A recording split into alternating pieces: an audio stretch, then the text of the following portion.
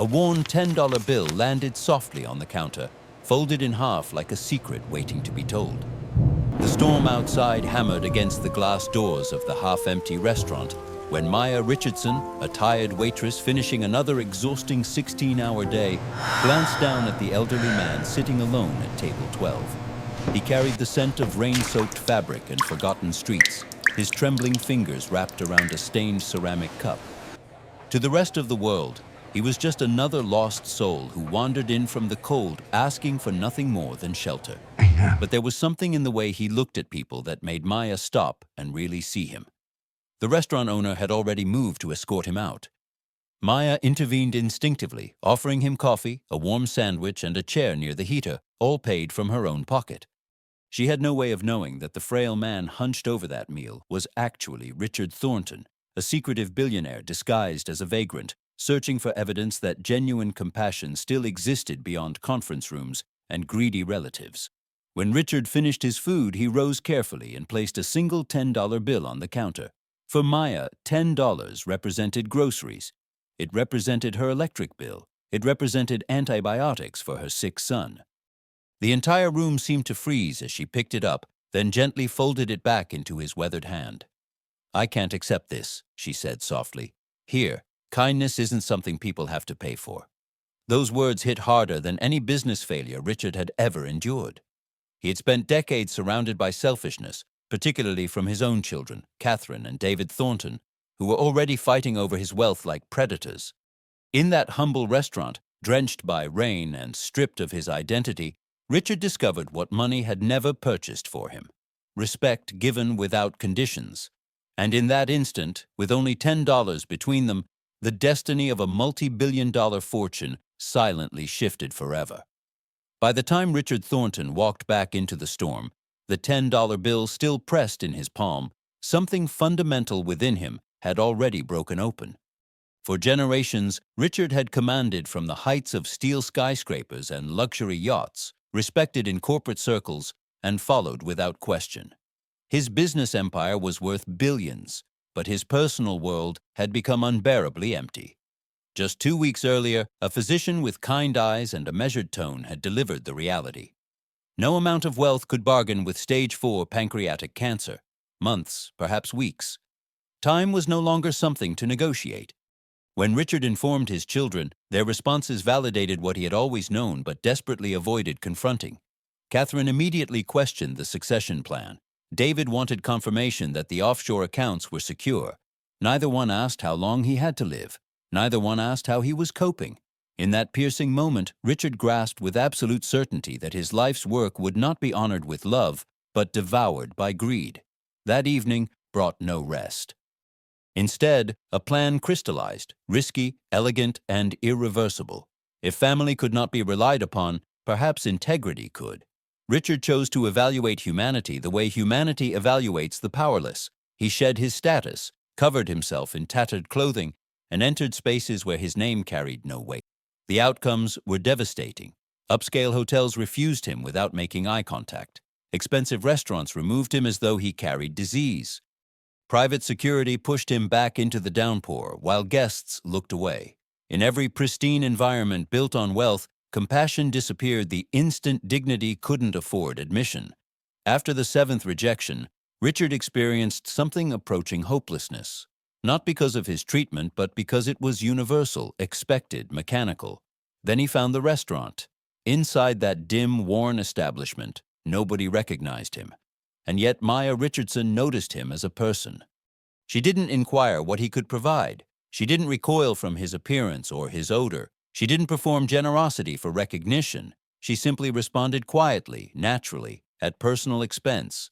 As Richard replayed her statement, "Kindness isn't something people have to pay for," the words resonated more powerfully than any presentation he had ever delivered. Maya possessed almost nothing, yet she offered him humanity without calculation. Not because it served her interests, but because it was the right thing to do. Standing in the back alley where his chauffeur waited silently, Richard straightened his shoulders. The experiment was complete. He hadn't discovered an heir within his own bloodline.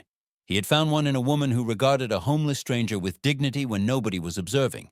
And that discovery would soon disrupt his empire far more dramatically than his death ever would. The reality Richard Thornton could no longer deny was this: the people nearest to him had never truly been near at all. For years, he had justified it as drive. He convinced himself that Catherine and David were calculating because business demanded calculation, merciless because achievement required mercilessness. He had praised their cold precision, financed their indulgences, buried their mistakes with cash. In the process, he had shaped them perfectly, just not as decent people. Now approaching the end, the pretense crumbled. When Richard lay awake through the night, it wasn't the fear of dying that tormented him.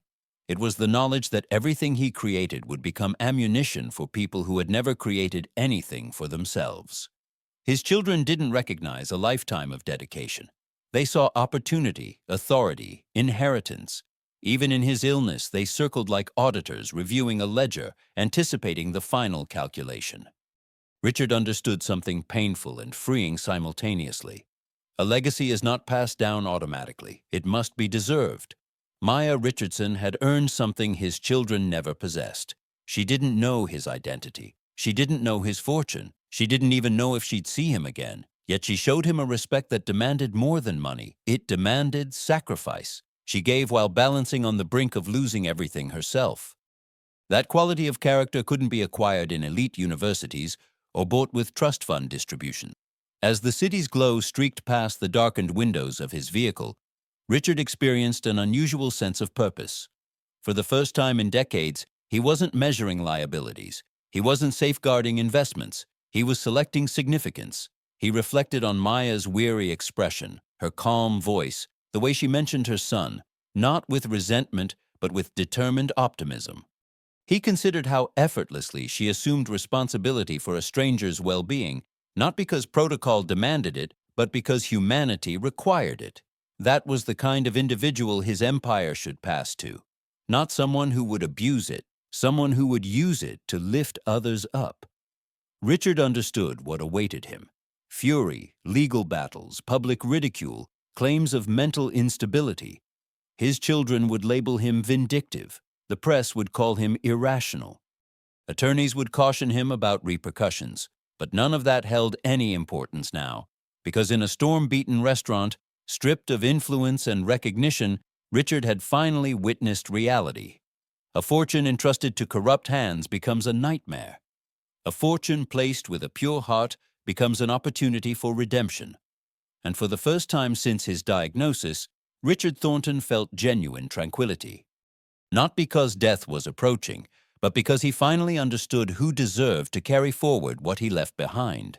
Richard Thornton did not reach the decision casually, but once determined, it anchored within him with the certainty of absolute truth. Back in his apartment, surrounded by marble surfaces and a silence that wealth had purchased but never warmed, Richard replayed that evening endlessly. Maya Richardson standing beneath harsh overhead lighting, fatigue etched into her frame, the way she spoke of her son, not seeking pity, not requesting assistance, simply being honest, and still choosing compassion. She hadn't realized she was being evaluated. That was what counted most. He contacted his lawyer before sunrise. The man arrived with legal documents and wary expressions, already sensing the upheaval ahead. "Richard," he corrected himself, "are you absolutely certain about this course of action?" Richard showed no hesitation. "I've never been more confident about anything in my entire life." They reviewed every provision methodically. Trust arrangements, confidential protocols, protective measures, everything structured to shield Maya from what would inevitably follow. Because Richard was not foolish. He knew his children would not accept this peacefully. Catherine would issue threats. David would scheme. They would brand Maya an opportunist, accuse her of exploitation, drag her history through media outlets and legal proceedings. That was precisely why Richard demanded absolute secrecy. Maya would remain uninformed for now. The inheritance would be locked, the beneficiary undisclosed until after his passing. Let the scavengers assume they had prevailed. Let them expose their true nature completely. As the pen wavered above the final signature line, Richard paused. Not from uncertainty, but from contemplation. He imagined what Maya would accomplish if she suddenly possessed authority. Not the luxuries she might purchase, but the respect she would restore. He envisioned her son never again worrying about medical bills or housing insecurity. He envisioned employees treated as individuals, not statistics. He envisioned an empire that no longer trampled those beneath its weight. "That waitress," Richard said quietly, "possesses more honor than every executive I've ever encountered." The pen made contact with paper. In that instant, Richard Thornton accomplished something revolutionary. He dismissed bloodline in favor of ethics. He prioritized humanity over legacy as traditionally understood, and for the first time since his diagnosis, the dread released its hold. Because death no longer resembled an ending, it resembled a restoration of justice. Across the city, Maya Richardson cleaned her section at the restaurant, oblivious that her simple act of decency had just rewritten the future of a financial empire. She stressed about her landlord, about her son's medication, about whether tomorrow's wages would stretch far enough. She had absolutely no idea that her compassion, offered freely without witnesses, had crossed a threshold no sum of money ever could. And soon, whether society was prepared or not, that compassion would be challenged in ways far beyond a $10 bill. The confrontation materialized exactly as Richard Thornton had foreseen: immediate, brutal, and wrapped in expensive suits. Within hours of revising his estate documents, the atmosphere inside his residence transformed. Communications went unreturned. Scheduled visits mysteriously disappeared. David abandoned all pretense of concern entirely, his tone becoming harsh and businesslike whenever they interacted. Catherine alternated between frozen courtesy and barely contained fury, interrogating Richard with inquiries that weren't genuine questions at all, probing about medications, treatments, mental sharpness. "The board is growing concerned about your recent behavior," she announced one morning, her smile too controlled to be genuine. "Wandering the streets dressed like a vagrant isn't exactly projecting stability to our investors." Richard heard the warning underneath the false worry. Soon the campaign intensified. Legal representatives began employing deliberate terminology. Consultants proposed competency assessments. A neurologist was recommended, then made mandatory. It was presented as medical care, but Richard recognized it for its true purpose: an effort to regain dominance, to challenge his judgment before time ran out. They remained unaware he had already positioned himself 5 moves ahead. Late one evening, as rain drew slow patterns across the apartment windows, Richard sat opposite his attorney. The legal papers arranged between them resembled a strategic map. "They'll target her," the attorney stated quietly. "If they cannot invalidate the will, they'll destroy the beneficiary's reputation." Richard nodded knowingly. "That's precisely why the trust remains sealed. That's why she won't be informed yet." He leaned back, coughing severely into a cloth, then regained his composure. "My children comprehend leverage. They have no understanding of restraint. They'll reveal their true selves." And they did exactly that. Investigators were contracted. Scandal was pursued where none existed. Rumors circulated. A restaurant worker, manipulation, coercion. All of it strategically planted. All of it designed to prepare the battlefield for litigation. Meanwhile, Maya Richardson continued her existence unaware of the storm gathering around her identity. She served customers, calculated earnings, walked her son to school with the same quiet perseverance as always. She had no awareness that her kindness was being analyzed in law offices and private dining establishments by individuals who had never demonstrated any themselves. Richard observed everything unfold with stark understanding. This was the price of choosing integrity over convenience. One afternoon, after David stormed from a discussion and Catherine threatened to expose everything publicly, Richard finally articulated the words he had restrained for years. "You don't deserve what I've built," he said evenly, "and you never have." The silence that descended was electric with tension. They departed, enraged. Richard remained alone, but for the first time, not isolated, because even as his physical strength diminished, his determination did not waver. He had established the boundary, and regardless of how violently the world resisted, he knew this truth was unshakable. Compassion had confronted power, and power was terrified. The moment materialized not with drama, but with a silence so profound it seemed to consume the oxygen from the room. The will reading occurred in Richard Thornton's personal study, walls covered with volumes nobody in his family had ever opened.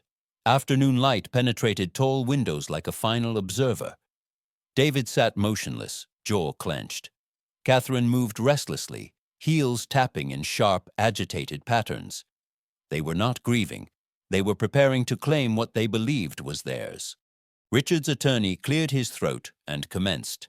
Initially, the language was standard procedure, acknowledgments, minor personal possessions. David visibly relaxed, catching his sister's eye. This was proceeding exactly as anticipated. Then reality shattered everything. To my son, David, the attorney read steadily, I leave my watch collection and nothing else. No company shares, no liquid assets, and no decision-making authority within Thornton Industries. David's laughter came once, sharp, incredulous. This is absurd. The attorney continued without pause. To my daughter Catherine, I leave the family photograph album, hoping it might remind her of the empathy she failed to develop. I leave no equity, no liquid assets, and no authority. Catherine's complexion turned ashen. This is insanity. He wasn't thinking clearly. This cannot stand legally. The attorney turned to the critical page. The entirety of my estate, my corporation, properties and holdings, is transferred in full to one individual beneficiary. Both siblings leaned forward simultaneously. Who? David demanded.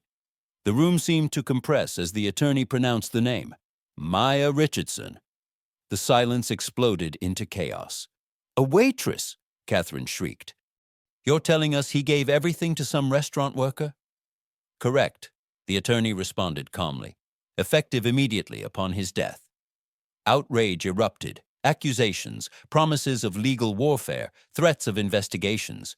But none of it mattered. Richard had anticipated every maneuver, secured every vulnerability, eliminated every loophole. The document was impenetrable. The truth was inescapable.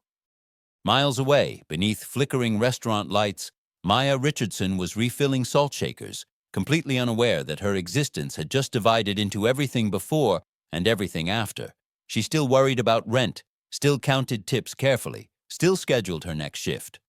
When the sleek black sedan finally appeared outside the restaurant and a woman in a tailored blazer asked for her specifically, Maya experienced only anxiety, not anticipation, not wonder, nothing. She had no comprehension that a $10 bill she had refused had just returned to her as an entire empire. And in that moment, when compassion collided with wealth, the world shifted, demonstrating to everyone observing that sometimes the most significant transformations don't emerge from ambition or aggression, but from a quiet decision to treat a homeless person like they matter. Maya Richardson didn't feel wealthy when she left the restaurant that evening. She felt overwhelmed with fear. The black sedan waited silently by the sidewalk, light rain creating halos around the streetlights as though reality itself was pausing. When the lawyer finally revealed who Richard Thornton truly was and what he had bequeathed to her, Maya's legs nearly buckled. An empire, billions, authority she had never pursued and never conceived possible. Her first reaction wasn't joy. It was protecting her son, safety, responsibility. Richard's children screamed injustice. The media screamed controversy. Corporate boards trembled with uncertainty. But Maya didn't scream at all. She remained steady, holding her son's hand tightly, remembering the freezing man who had required warmth more than recognition. She understood then what Richard had recognized in her. Wealth doesn't expose character, it examines it. And compassion, when offered without expectation, has a way of surviving longer than power. Maya didn't transform into what society expected a billionaire to become. She became what the world desperately needs to see, someone who never forgets their origins. She settled debts privately, defended workers publicly, converted vacant properties into community centers. And every Wednesday evening she and her son gathered in their simple kitchen sharing sandwiches just like before. Richard Thornton had constructed an empire with capital. Maya Richardson reconstructed it with compassion. This narrative reveals something essential.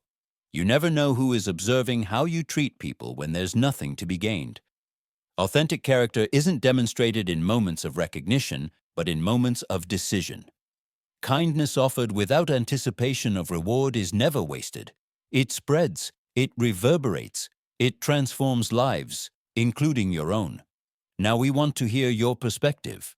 If you were Maya, what would you have done? Would you have returned the $10 or kept it? Share your thoughts in the comments below. Your voice matters. If this story resonated with you, please like, subscribe, and activate notifications so you won't miss more meaningful stories about humanity like this one. Because sometimes the smallest gesture of kindness creates the most enduring legacy.